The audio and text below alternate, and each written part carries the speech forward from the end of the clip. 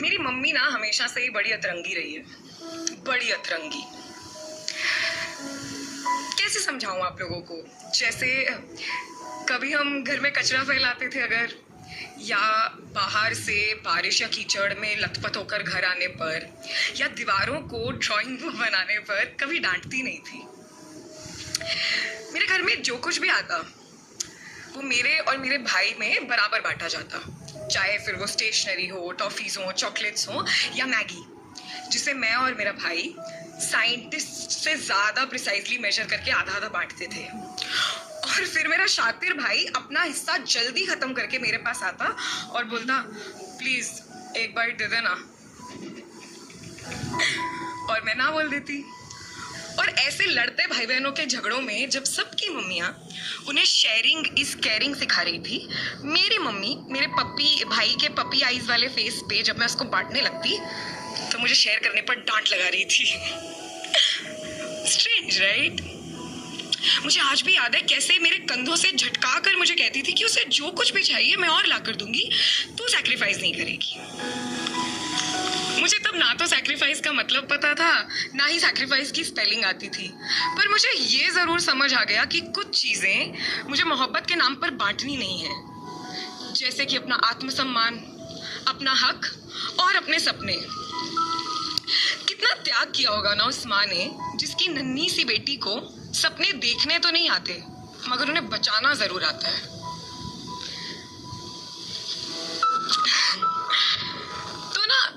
सपनों से याद आया कि हर माँ की तरह ना मेरी माँ की भी बस एक ही ख्वाहिश थी कि हम दोनों बच्चे वक्त से सो जाएं बस। तो मेरी मम्मी ने ना एक तरकीब लगाई और मुझे और मेरे भाई को एक मस्त कहानी चिपकाई। हमको आकर बोली कि आसमान से ऊपर दूर एक परियों का देश है, उन्हें ऊपर से सब दिखाई देता है, और जो बच्चे अच्छा बिहेव करते हैं ना तो रात में परियां आती हैं और तकिए के नीचे तोहफे रख के जाती हैं। मैं और मेरा लालची भाई मस्त 8 बजे सो लिए। सुबह उठे तो तकिए के नीचे टॉफियां, खुशी का कोई ठिकाना ही नहीं। मतलब आज लाखों की नौकरी उतनी तसल्ली नहीं देती जितना सुकून देती थी वो 4 टॉफियां, सच में। तो मम्मी ने सैक्रिफाइस करना तो नहीं सिखाया मगर सेल्फिश होना भी नहीं सिखाया। मैंने स्कूल पहुंचते ही चिल्ला चिल्ला के सबको स्कीम बता दी। मुझे लगा मैंने तो परिलोक की क्लाइंटेल बढ़ा दी है ना।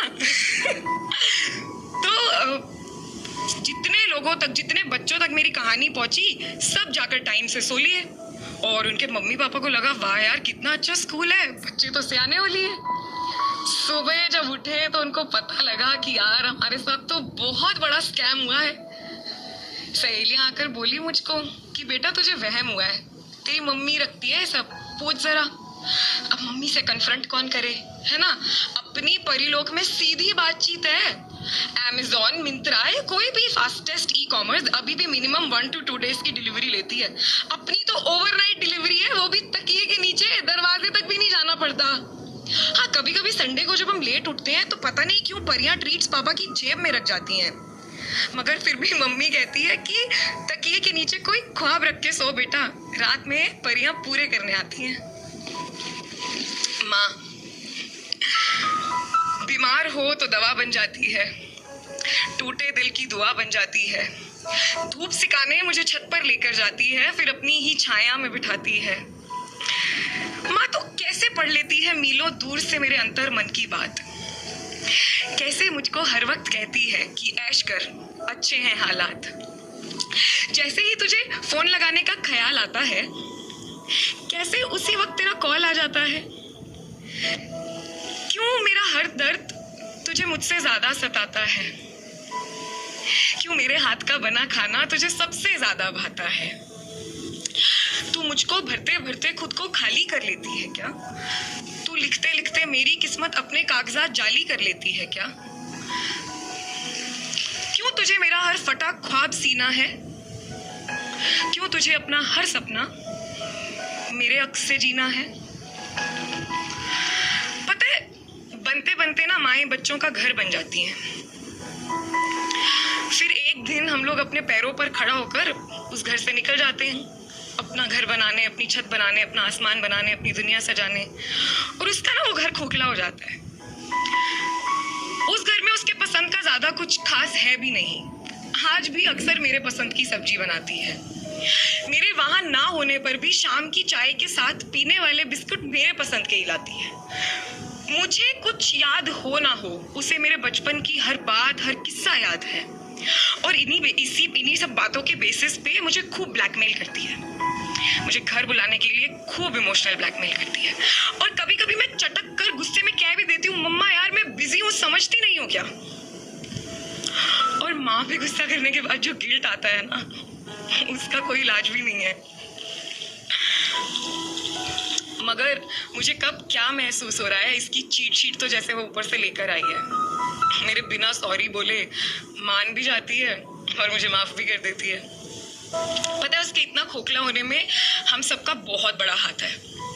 क्योंकि जब वो मैं से माँ बनी ना, तो उसे सबने एक अच्छी माँ बनने की नसीहत दी। उसे किसी ने नहीं बताया कि ममता में अक्सर मैं खो जाता है।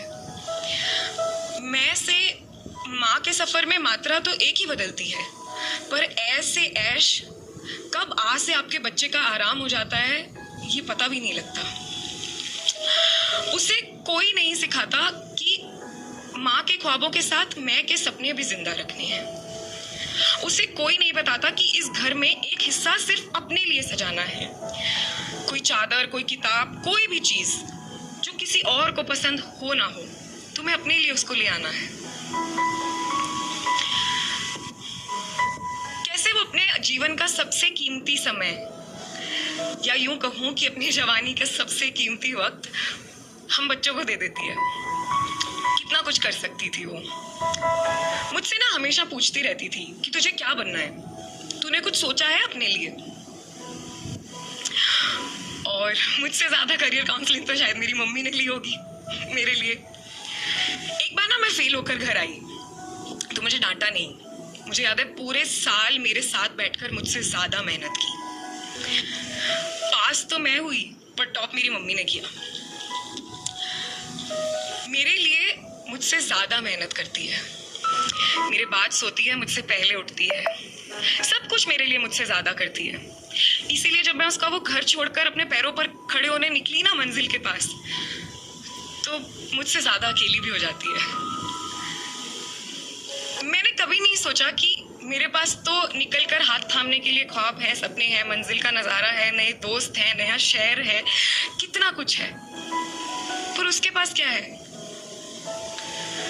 माँ भी तो सपने देखती होगी ना यार, कुछ बनना चाहती होगी। पूछा ही नहीं मैंने कभी। बदलना चाहती होगी दुनिया मेरी तरह। हाँ, सैक्रिफाइस करना नहीं सिखाया, पर सॉरी बोलना जरूर सिखाया है। सॉरी मम्मा, मैंने कभी आपसे पूछा ही नहीं कि आप क्या बनना चाहती थी।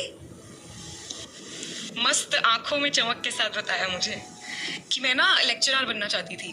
90s में साड़ी पहनकर अपनी गाड़ी चलाकर कॉलेज पढ़ाने जाना चाहती थी। फिर तू पैदा हो गई तो टीचर से काम चला लिया मैंने। एक बार ना मैंने तेरी नानी से पूछा कि ये मॉडल बनने के लिए क्या करना पड़ता है, तो काफी डांट पड़ी, तो वो सपना वहीं रद्द हो गया। ऐसा नहीं है कि अब सपने नहीं देखती। अब मुझे ना डांस सीखने का बहुत मन करता है। कॉलेज में किया करती थी बट अब शायद भूल गई हूँ। गाड़ी चलानी अभी भी सीखनी है मुझे। और हाँ, जैसे तू इंग्लिश में पटर पटर बात करती है ना, मुझे तेरे साथ इंग्लिश में बात करनी है। तू मेरे साथ इंग्लिश में बात किया करना, शायद मैं सीख जाऊं। कितने छोटे छोटे सपने हैं ना यार, कुछ महीनों में मंजिल तक पहुंच सकते हैं। आज जब घर जाओ ना, तो किसी भी चीज से पहले एक बार बस अपने माँ बाबा से जरूर पूछना कि वो क्या बनना चाहते थे और वो बन गए क्या। और अगर उन्होंने हमारे लिए छोड़ दिए तो उन्हें एहसास दिलाना कि जरूरी नहीं है, हम लोग मिलकर भी एक दूसरे के सपने पूरे कर सकते हैं। पता है क्यों? क्योंकि इस बार जब मैं घर गई ना, तो मैं माँ के तकिए के नीचे इंग्लिश क्लासेस का स्केड्यूल और डांस टीचर का फोन नंबर रखा ही। क्योंकि ना उसको भी सराहने कुछ सपने सजा लेने चाहिए जो सबके ख्वाब सजाती है। वो क्या है ना माँ, परियां रात को ख्वाब पूरे करने आती हैं। Thank you.